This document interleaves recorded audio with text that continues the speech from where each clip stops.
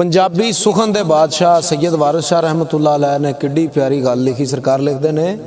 कि पवे कहर खुदा दा झूठियां ते लानत रब दी है काज़बीन काजी मुँहों बोल अवलड़े बोलना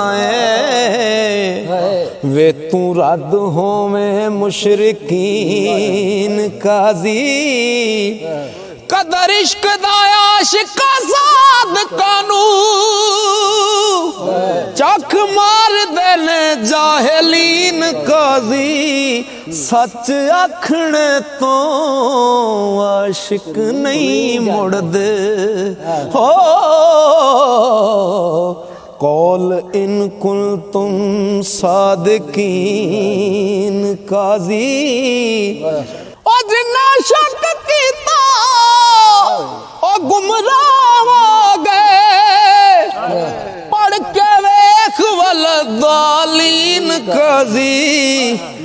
एक बार जे रांझना दीद देवे आखा मुख थी लख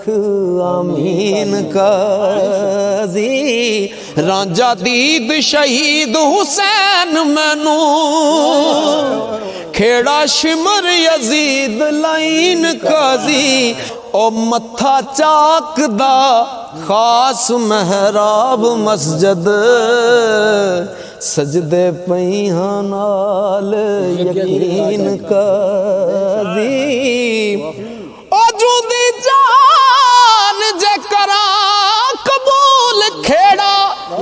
निगर जाम विच जमीन काजी धोखे बंदियां दे रब जानदाई हो नाल खबर खैरुल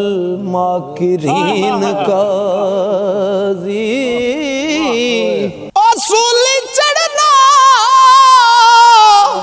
जरा ना फिक्र करना मुड्डो इश्क दी रस्म आईन काजी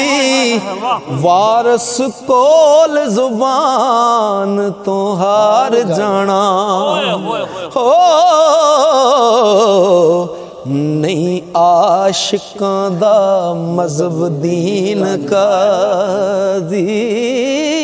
जड़ा कौल करिए ओनू पूरा करिए